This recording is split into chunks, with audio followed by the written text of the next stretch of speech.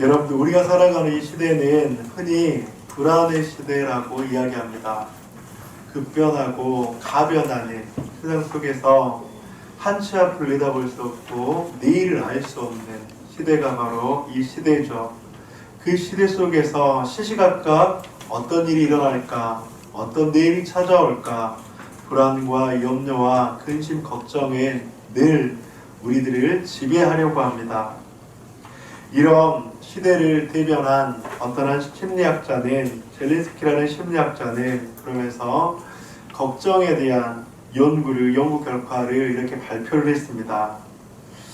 걱정의 40%는 절대로 현실로 일어나지 않고, 걱정의 30%는 이미 일어난 일에 대한 것이고, 걱정의 22%는 안 해도 될 사소한 것이며, 걱정의 4%는 우리 힘으로 어쩔 도리가 없는 것이고, 걱정의 4%는 우리가 바꿀 수 있는 것이 아니다. 저는 말씀 묵상하면서 참으로 바람 잘 날 없는 것 같은 우리 인생들, 그런 인생을 살아가면서 수많은 근심과 염려와 걱정과 두려움과 불안들, 여러분, 저는 그래서 주님께서 우리들에게 그렇게 말씀하시죠. 주님의 그 은혜가 날마다 아침마다 새롭다. 그것은 무엇을 의미하냐면, 우리들에게는 어제 받은 은혜도 중요하지만 1년 전에 받은 은혜도 중요하지만 날마다 새로운 하나님의 은혜를 공급받고 그 영적 양식을 먹었을 때 우리는 이 세상을, 이 풍진 세상을 살아갈 수 있다라고 하는 하나님께서 우리들에게 주신 은혜의 메시지가 아닐까라고 생각을 합니다. 그러면서 또 오늘 맥주 감사주일 말씀을 준비를 했습니다. 맥주 감사주일이 여러 가지 의미가 있지만 지난 상반기를 되돌아보고 또 새롭게 시작되는 하반기를 다시 한번 이전 것은 지나갔으니 보라 새 것이 되었도다 라고 말씀하시는 그 은혜를 붙잡고 다시 한번 시작하는, 결단하는 그런 예배라고 하는 것이죠. 지난 상반기를 다시 한번 툴툴 털어버리고 다시 한번 새롭게 시작되는 하반기, 주님을 기대하고 소망하며 주님 앞에 더욱더 나아가는, 결단하는 그런 은혜의 시간 되시기를 주님의 이름으로 간절히 축복합니다. 아멘. 아멘. 아멘. 오늘 예배를 통해서 새롭게 부어주시는 은혜, 소망, 그리고 다시 한번 주님 앞에 결단하는 그런 시간이 되었으면 좋겠습니다. 여러분, 하나님께서 이스라엘 백성들에게 명령하신 3대 절기가 있어요. 그 절기는 바로 유월절, 맥추절, 그리고 수장절이라고 합니다. 여러분, 유월절은 애굽에서 구출되어서 탈출하게 된 구원에 대한 감사의 절기, 이 절기가 바로 유월절입니다. 그래서 레위기 23장 5절에서 8절을 보면 우리 한번 교독할까요? 첫째 날, 첫째 달, 열 나은 날 저녁은 여호와의 유월절이요.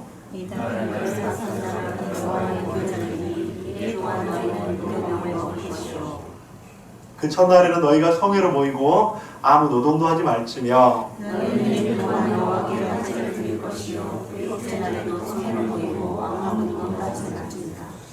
구약 성경에서는 이 유월절을 깊이 마음에 간직하고 새기고 지키라고 합니다. 패스오버, 죽음을 뛰어넘었던 그 하나님의 은혜. 그리고 또 한 가지는 바로 맥추절입니다. 모순절이라고도 하고요, 칠칠절이라고도 합니다. 첫 열매를 거둘 때 모맥, 즉 보리를 거두는 시기에 처음 열매로 하나님께 소제로 드리며 수양을 번제로 드리는 감사의 절기입니다. 민수기에서는 이 77절, 맥추절 이렇게 지키라고 이야기합니다. 두 절 함께 읽어보겠습니다. 시작.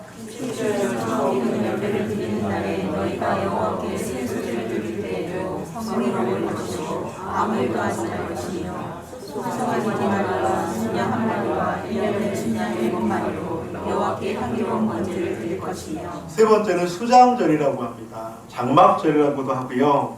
1년 중에 곡식을 거두어서 저장한 후 곡식과 과실, 감람류로 드리는 감사의 절기입니다. 출애굽기 23장 16절에서 이렇게 말씀합니다. 수장절을 지키라. 이런 내가 수고하여 이룬 것을 연말에 밭에서부터 거두어 저장함이니라. 이스라엘이 지키라고 명령한 바로 3대 절기.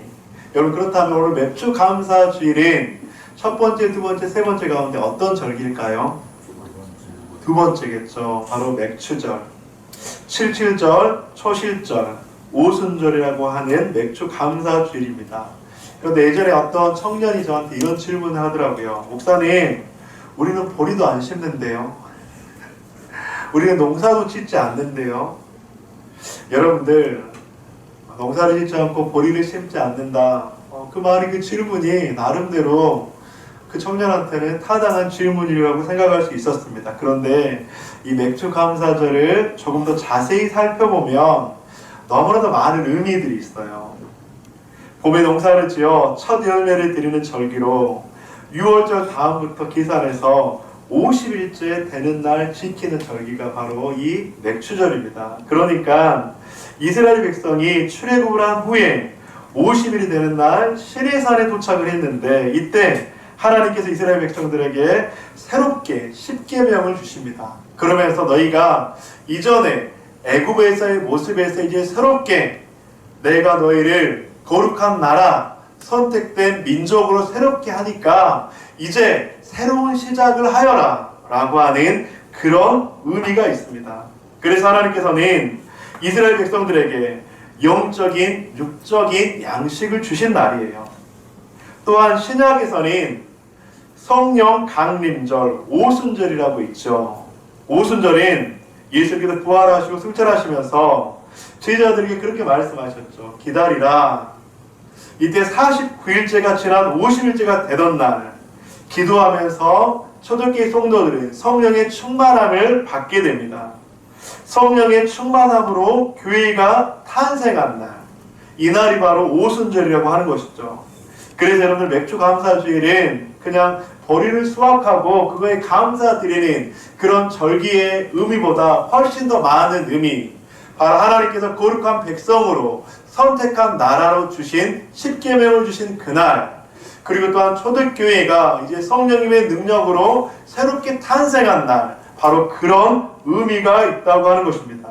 그래서 이 맥주 감사주를 통해서 다시 한번 영적인 양식과 육적인 양식을 우리에게 주셔서 영적인 양식과 육적인 양식을 통해서 지난 6개월을 뒤로하고 새로운 하반기를 시작하게 하는 바로 은혜의 절기라고 하는 것입니다. 사랑하는 성도님들, 오늘 말씀을 통해서 저는 우리가 다시 한번 하나님의 육적인 양식과 영적인 양식을 공급받으면서 지나간 것을 뒤로하고 새로운 하반기를 맞기를 주님의 이름으로 간절히 축복합니다. 아멘. 오늘 본문에서 한 사람을 통해서 우리는 좀 그런 귀한 메시지를 함께 들었으면 좋겠습니다. 오늘 본문은요, 엘리야 선지자 시대에 일어났던 사건의 기록입니다. 하나님은 당시 북이스라엘이 범죄하고 거역할 때 참다가 못해서 3년 반의 가뭄으로 징벌을 하셨어요. 바로 그때 엘리야에게는 이스라엘 땅에서 피신해서 이방 지역에 가 있을 것을 지시하셨어요. 그리고 그곳에서는 엘리야는 가난한 과부를 만나게 됩니다. 우리가 잘 알고 있는 사르밧 과부라고 하는 그 과부를 만나게 되죠. 그런데 하나님은 그 여인을 통해서 엘리야를 공급하십니다. 여러분들 지금 17절부터인데 17절 이전에 8절부터 16절을 보면 그 유명한 사르밧 과부의 공개가 등장을 합니다. 엘리야는 그 여인에게 물과 떡을 요청했습니다. 그런데 여러분, 우리가 잘 알다시피 그 여인은 이제 하나밖에 없는 아들과 마지막 남은 그 밀가루 반죽으로 떡을 만들어서 이제 이걸 마지막으로 먹고 어떻게 하려고 했죠? 이제 죽으려고 했잖아요. 그런데 엘리야가 그 사르밧 과부에게 나에게 물과 떡을 달라, 그렇게 요청을 했다고 하는 것이죠. 참 이 여인의 그 이야기를 들으면 이게 가능할까라는 생각도 하지만 그 여인은 이 엘리야의 요청에 응했습니다. 그리고 그 결과 가뭄이 끝나도록 그 통의 가루와 병의 기름이 떨어지지 않는 하나님의 놀라운 역사를 경험하게 됩니다. 그 여인은 그 말을 믿고 순종했죠. 그러자 놀라운 일들이 일어났다고 하는 것이죠. 자기 집에 그리고 계속 엘리야를 위하게 하면서 엘리야를 섬기게 됩니다. 그런데 오늘 본문의 17절 문제는 그 다음에 생깁니다. 우리 17절 한번 읽어볼까요? 시작.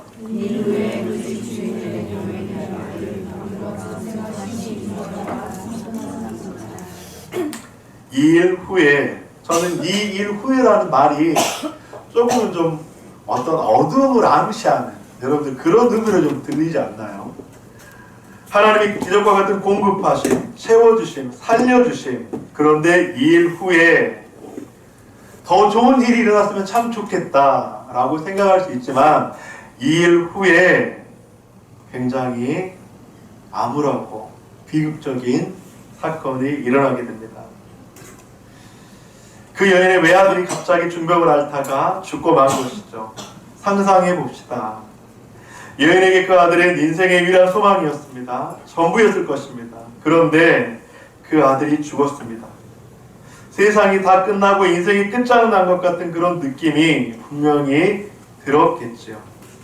저는 이 일 후에라는 이 단어가 참 많은 의미를 내포하고 있는 것 같아요. 왜냐하면 우리들도 이 일 후에라는 수많은 일들을 겪잖아요. 여러분, 이건 믿음이 있는 사람이건 믿음이 없는 사람이건 이 일 후에라는 것은 모든 사람이 겪게 되는 일인 것 같아요. 그런데 이 일 후에 더 좋은 일이 있고 더 축복받는 일이 있고 더 극적인 어떤 대반전의 그런 드라마와 같은 그런 일들이 일어나면 참 좋은데, 우리들의 인생사라고 하는 것, 하나님을 믿든 하나님을 믿지 않든지 간에 늘 올라갔다 내려갔다 올라갔다 내려갔다고 하는 그런 인간의 희노애락이 왔다 갔다 하는 것이죠. 이 여인에게도 이 일 후에라고 하는 그 일들이 찾아왔습니다. 이 여인의 삶을 한번 보세요. 이제 마지막 남은 것으로 떡을 만들어서 이제 먹고 죽으려고 했어요. 그런데 그 일 후에 어떤 일이 일어났죠? 엘리야를 만나게 되고 엘리야의 요청에 응답을 했습니다. 그리고 나서 그의 밀가루와 그의 기름이 마르지 않게 됐습니다. 그런데 또 어떤 일이 일어났습니까? 2일 후에. 참 재밌죠? 그러고 나서 그 아들은 숨이 끊어졌다라고 이야기합니다. 아들의 숨이 끊어졌다고 하는 생각하는 그 시간, 여인의 인생 전부도 끊어졌을 것입니다. 그 여인의 슬픔과 절망과 아픔과 고통은 이루 말할 수 없었을 것입니다. 그런데 그 절망과 고통을 지금 엘리야에게 토설하고 있습니다. 18절 한번 읽어보겠습니다. 시작.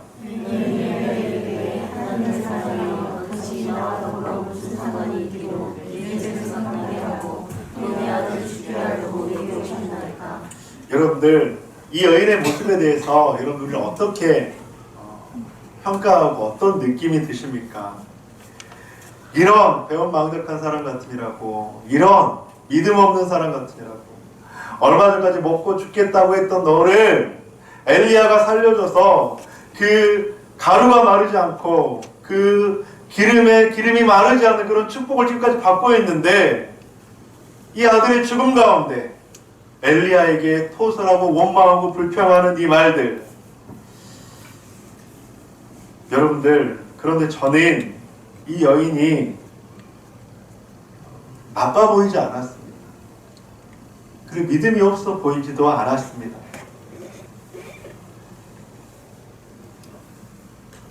여인은 믿음이 참 좋은 사람이었죠. 일 전에 바로 그런 일들을 경험했잖아요. 죽음의 문턱에서 선지자의 말을 듣고 순종했을 정도로 참으로 신실했던 사람이었습니다. 오늘 맥주 감사주를 맞아서 감사에 대한 설교를 하는데, 이렇게 고통스럽고 힘든 상황에서 정말 감사할 수 있는 것일까?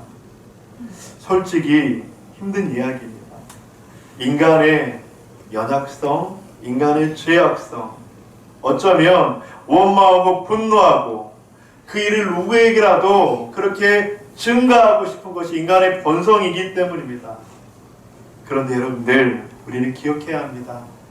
중요한 것은 그런 모습들이 고통이나 시련의 해결책이 될 수 없다는 것을요. 아무리 땅을 치고 운다고 한들 죽은 사람은 살아나지 않겠죠. 아무리 원망과 불평을 가지고 나의 그 비난의 화살을 돌린다 한들 회복되지 않죠. 염려하고 근심하다고 분노한다고 해서 엎질러진 물은 다시 주워 담을 수가 없는 것이죠. 그래서 마태복음에서 이렇게 이야기합니다. 너희 중에 누가 염려함으로 그 키를 한 자라도 더할 수 있겠느냐. 사랑하는 성도님들, 이런 경우 하나님께서 우리에게 요구하시는 것은 무엇일까요?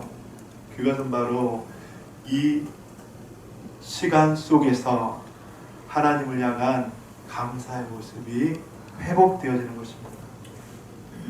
그래야 정말로 감사의 역사가 일어나는 것이죠. 사랑하는 성도님들, 감사한 일을 경험하고 감사하는 것이 아닌 믿음으로 감사할 때 그런 감사의 역사, 기적 같은 일들이 일어나게 될 줄 믿습니다. 아멘. 여러분들, 근데 솔직하게 하나님을 믿든요 믿지 않든요, 일반적으로 감사하는 건 모든 사람들의 기본적인 그냥 모습이잖아요. 하나님 믿지 않는 사람도 감사가 굉장히 많아요. 갑자기 승진을 하거나 돈을 벌거나 아니면 자녀가 잘 되거나 아니면 어떤 성공을 하면 하나님 믿지 않는 사람도 감사해요. 그런데 우리의 감사는 조금 달라졌으면 좋겠습니다.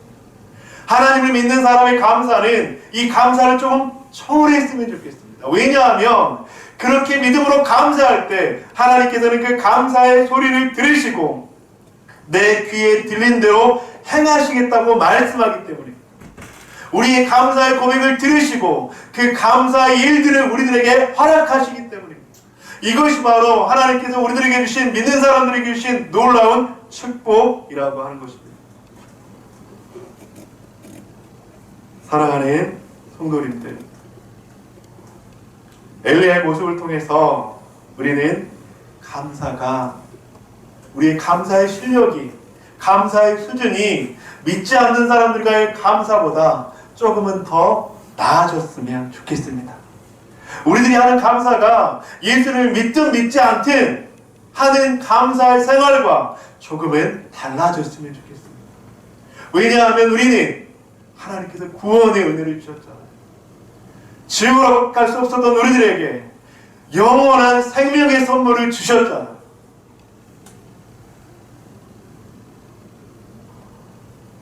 저는 이 여인의 이야기를 듣고 무엇보다 엘리야가 참 당황했을 것 같아요. 자신이 그 여인에게 요청해서 그 여인이 떡을 주고, 그래서 자신도 살아나고 그 여인도 살아나고, 그래서 어쩌면 굉장히 존경받고 존중받고 하나님의 사랑으로 인정받을 그 사람이었을 건데, 갑자기 일어나자 이 여인은 어쩌면 엘리야에게 원망과 불평을 토설하고 있잖아요. 얼마나 민망했겠습니까? 얼마나 불편했겠습니까? 얼마나 죄송했겠습니까? 그런데 이때 엘리야의 감사의 모습이 드러나고 있습니다. 엘리야는 어떻게 반응하고 있습니까? 이때가 하나님께 나아가야 될 때임을 직감적으로, 영적으로 느꼈다고 하는 것입니다. 우리 19절부터 한번 교독하도록 하겠습니다. 엘리야가 그에게 그의 아들을 달라 하여 그를 그 여인의 품에서 받아 안고 자기가 거처하는 다락에 올라가서 자기 침상에 누이고,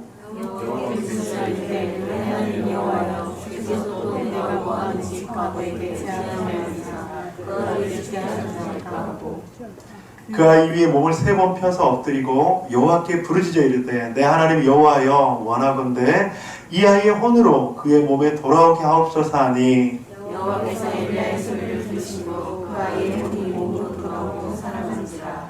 엘리야는 하나님께 부르짖고 기도합니다. 그 시체 위에 3번 엎드리며 상징적인 표현으로 하나님 앞에 나아갑니다. 그때 하나님께서는 엘리야의 기도에 응답하시는 놀라운 역사가 일어났죠. 엘리야의 기도를 들으시고 아이를 살려주셨다고 하는 것입니다. 그러자 기쁨과 감격이 넘쳐납니다. 그리고 이 죽은 아이의 여인은, 엄마는 다시 한번 고백을 하고 있습니다. 24절 함께 읽겠습니다. 시작. 하나님의 사랑이시오 당신의 입에 있는 여호와의 말씀이 진실하게 하노라. 여러분, 저는 24절에서 이 여인의 고백을 보면서 여러분 어떤 느낌이 드세요? 야, 이 여인이 예전에는 참 믿음이 없었는데 이제 아들이 죽었다가 살아나니까 믿음이 생겼구나. 혹시 그렇게 보이십니까? 저도 예전에는 그렇게 보였거든요. 근데 이번에 이 말씀을 보면서 좀 이 구절이 다르게 느껴졌어요. 여러분들, 내가 이제야, 여러분들, 이 여인은요 이전보다 더 깊이 하나님을 알아가고 있는 거예요. 여러분, 이 여인의 고백은 너무나도 겸손한 고백입니다. 이 여인이 하나님을 몰라서 내가 이제야 하나님을 알았다라고 하는 것이 아니라, 내가 어제 알았던 하나님이 아니라 오늘 보니까 주님께서는 나에게 더 큰 은혜를 주시는 분이시구나. 내가 어제는 하나님에 대해서 5%만큼 알았는데 내가 지금 보니까 하나님은 내가 아는 것보다 더 뛰어나신 분이시구나.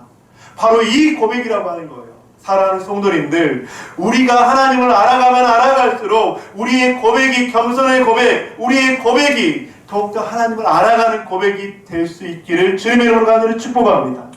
여러분들, 이 여인의 고백이야말로요 최고의 겸손의 고백입니다. 우리는 하나님을 많이 안다고 생각할 때가 있거든요. 이 여인은 하나님을 알았어요. 자기가 죽으려고 했는데 그 떡을 하나님의 사람에게 드렸을 때 자신의 떡과 기름이 마르지 않는다는, 채워주신다는 하나님을 경험했어요. 알았어요. 그런데 여러분들, 이 여인은 또다시 고백합니다. 내가 이제야 또 하나님을 알고 있습니다. 이 알고 있습니다라는 고백은요, 이 여인의 점점 성숙해지는 고백이라고 하는 것입니다. 사랑하는 성도님들, 우리들은 하나님을 알고 있죠.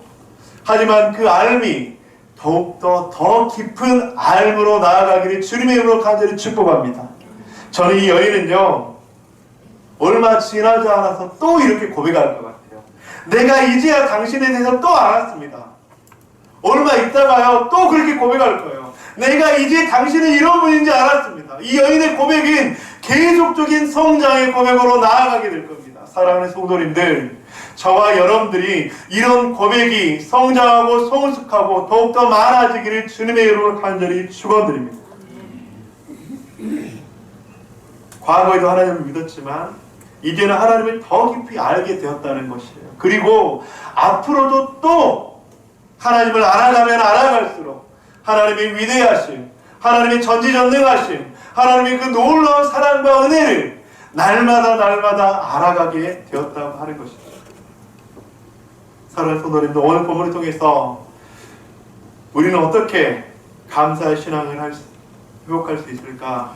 두 가지를 함께 좀 나누고 싶습니다. 첫째는 기도할 수 있으면 우리는 감사해야 합니다.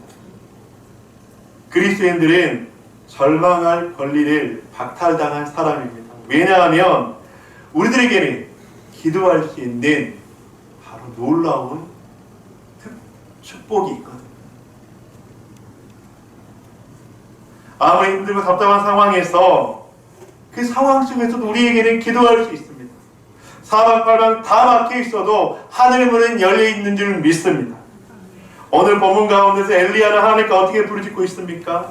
여호와께 부르짖어 이르되 내 하나님 여호와여, 그 아이 위에 몸을 3번 펴서 엎드리고 여호와께 부르짖어 이르되 내 하나님 여호와여, 원하건대 이 아이의 혼으로 그 몸에 돌아오게 하옵소서. 여러분들, 엘리야는 하나님을 향한 그 기도의 부르짖음으로 나아갔습니다. 그리고 절망할 권리를 박탈당한 그 엘리야는 하나님 앞에 그렇게 기도했다고 하는 것이죠. 하나님께서는 우리의 생사화복을 주관하시는 분인 줄 믿습니다. 하나님께서는 우리의 희노애락을 주관하신 분이신 줄 믿습니다. 여러분, 그 하나님 믿으십니까? 그 하나님 믿으십니까? 그 하나님이 우리의 삶을 인도하실 것입니다. 빌립보에서는 무엇이라고 말씀합니까? 아무것도 염려하지 말고 다만 모든 일에 기도와 간구로 너희 구할 것을 감사함으로 하나님께 아뢰라. 감사의 신앙은 하나님의 역사를 경험하게 될 줄 믿습니다. 감사의 신앙은 하나님의 응답과 하나님의 능력을, 기적과도 같은 일들을 경험하게 하실 줄 믿습니다. 기도는 그리스도인이 최후에 하다 안 돼서 하는 것이 아니라요, 기도는 어떤 일이 있을 때 가장 먼저 하나님 앞에 부르짖는 그리스도인의 가장 처음에 돼야 된다고 하는 것입니다. 야고보서 5장에서는 무엇이라고 말씀하고 있습니까? 그러므로 너희 죄를 서로 고백하며 병이 낫기를 위하여 서로 기도하라. 의인의 간구는 역사함이 흠이니라. 엘리야는 우리와 성전이 같은 사람이로되 그가 비가 오지 않기를 간절히 기도한 즉 3년 6개월 동안 땅에 비가 오지 아니하고 다시 기도하니 하늘이 비를 주고 땅이 열매를 맺었느니라. 사랑하는 성도님들, 의인의 간구는 역사하는 힘이 크실 줄 믿습니다. 오늘 본문에서 엘리야의 기도에 하나님께서는 어떻게 역사하십니까? 22절 다시 한번 읽겠습니다. 시작.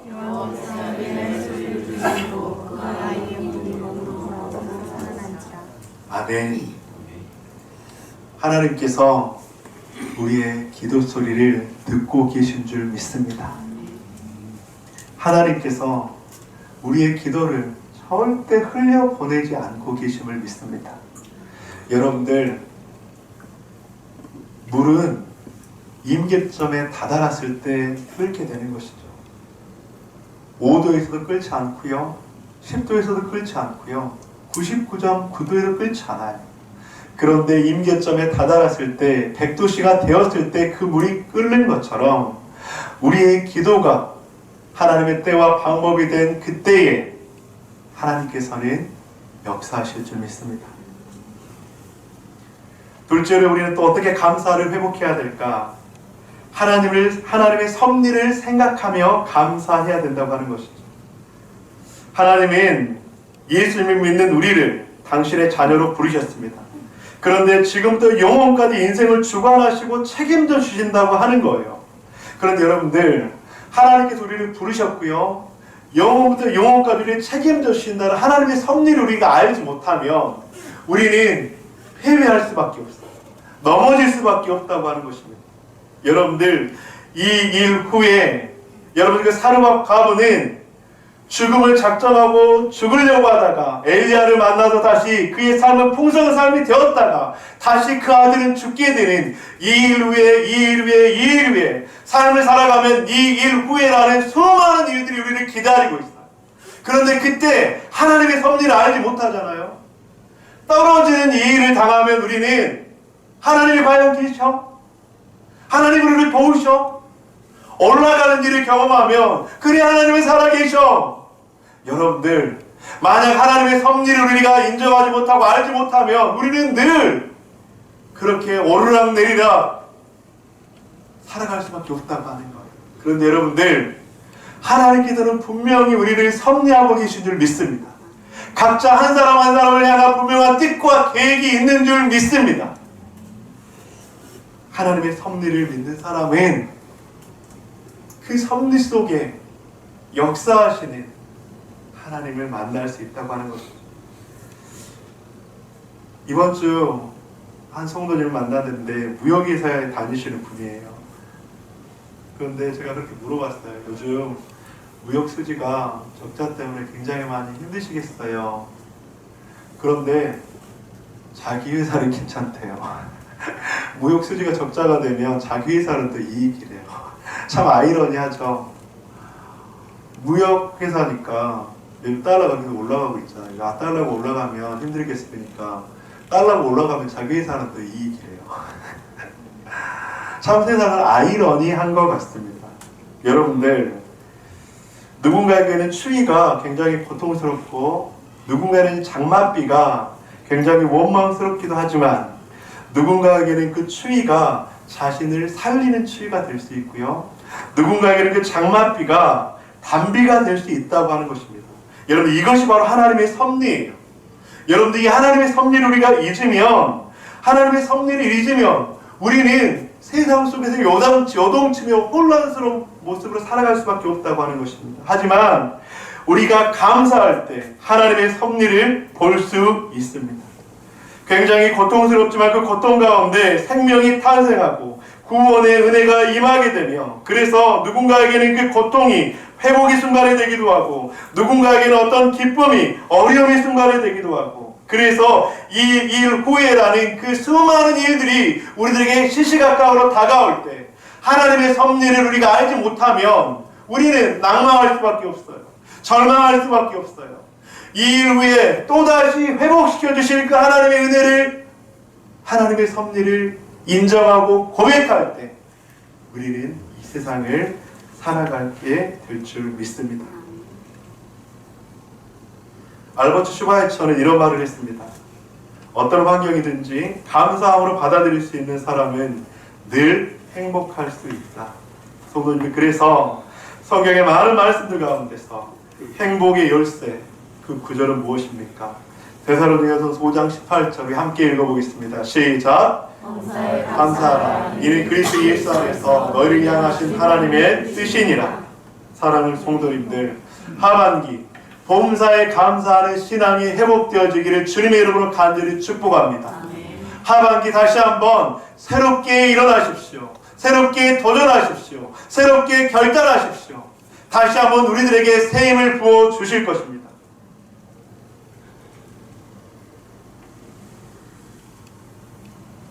말씀을 마무리하면서 우리는 첫째, 기도할 수 있음에 감사해야 된다고 했습니다. 둘째로 하나님의 섭리를 생각하며 감사해야 된다고 했습니다. 여러분, 제가 설교를 시작하면서 걱정에 대한 한 심리학자의 이야기를 들려드렸죠. 그런데 저는 그 심리학자의 이야기를 하반기에 우리가 한번 이렇게 바꿔보았으면 좋을 것 같아요. 절대 현실로 일어나지 않는 40%의 걱정을 감사로 바꿔봅시다. 이미 일어난 일에 대한 30%의 걱정을 감사로 바꿔봅시다. 안 해도 될 사소한 22%의 걱정을 감사로 바꿔봅시다. 우리의 힘으로 어쩔 도리가 없는 4%의 걱정을 감사로 바꿔봅시다. 우리가 바꿀 수 있는 4%의 걱정을 감사로 바꾼다면, 그래서 범사에 감사하는 우리들의 신앙이 된다면, 범사에 감사하는 우리들의 모습이 된다면, 이 일 후에 또 다른 일이 있다 할지라도 우리는 다시 한번 일어서게 되고 다시 한번 주님 안에서 소망을 발견하게 될 줄 믿습니다. 그렇게 하반기 다시 한번 주님을 의지하고 주님을 바라봄으로 나아가시는 저와 여러분들 되시기를 주님의 이름으로 간절히 축원드립니다.